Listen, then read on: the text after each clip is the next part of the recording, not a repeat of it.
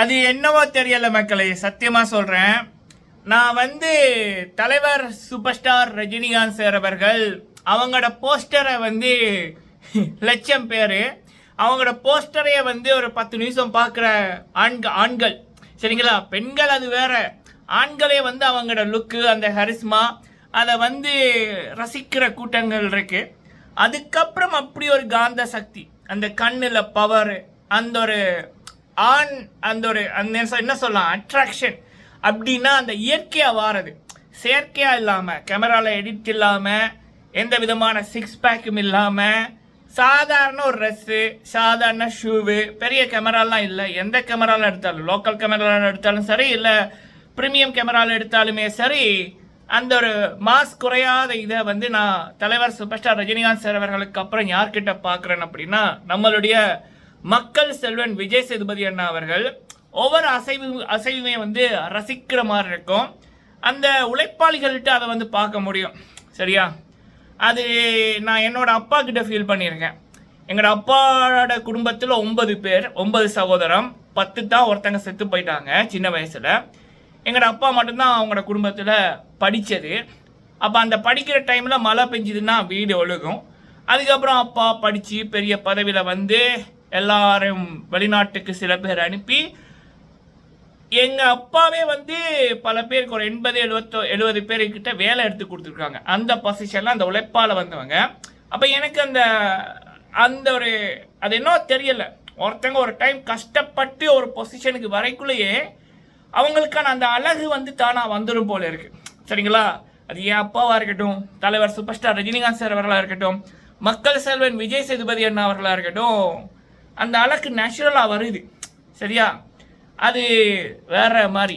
ஏன் இதை இப்போ சொல்கிறேன் அப்படின்னா, சேது அண்ணா அவர்கள் இந்த ஒரு எவெண்ட்டுக்கு போயிருந்தாங்க. வயசு குறைஞ்சிக்கிட்டே போகுது. அவ்வளவு காந்த சக்தி, அந்த ஸ்க்ரீன் பிரசன்ஸ், அதுவும் அவங்க பார்க்குற கண் அசைவுகள் எல்லாம் வேற மாதிரி. சரிங்களா? ஸோ ஓகே மக்களே, கொஞ்சம் பொறுங்க.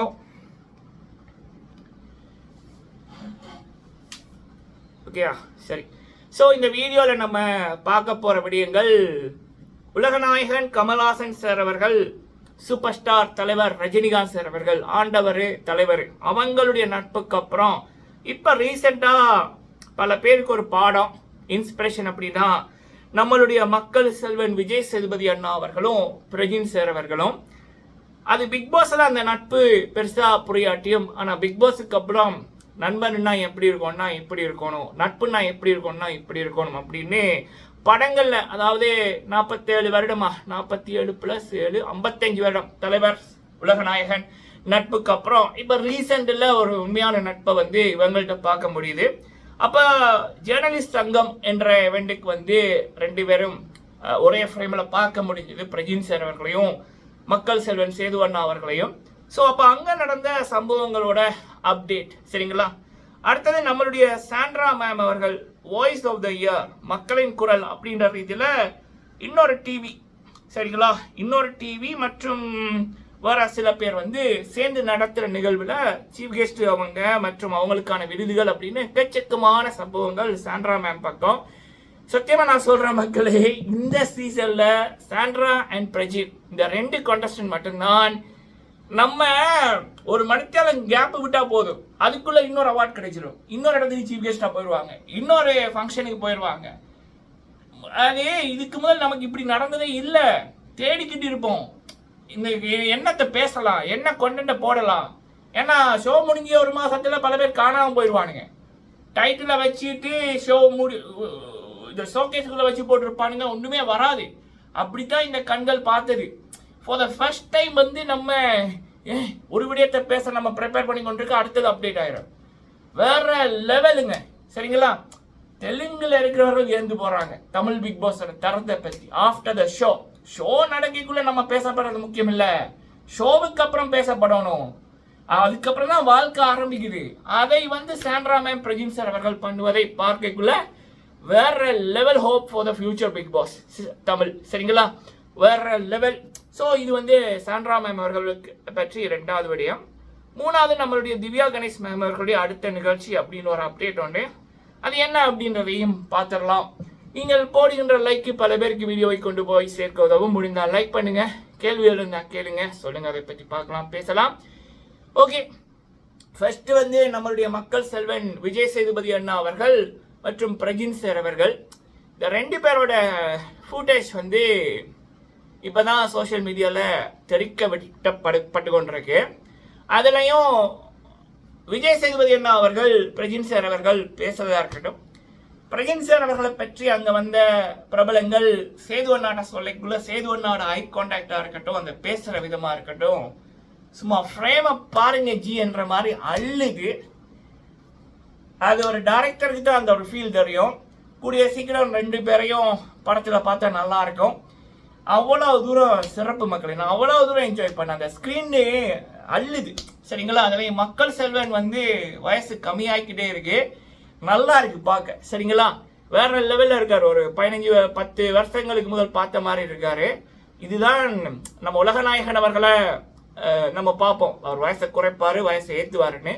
அதுக்கப்புறம் அப்படி ஒரு விடயத்தை ஒரு கலைஞர்கிட்ட, உண்மையான கலைஞர்கிட்ட பார்க்க முடியுது அப்படின்னா அது மக்கள் செல்வன் கிட்ட தான், சரிங்களா?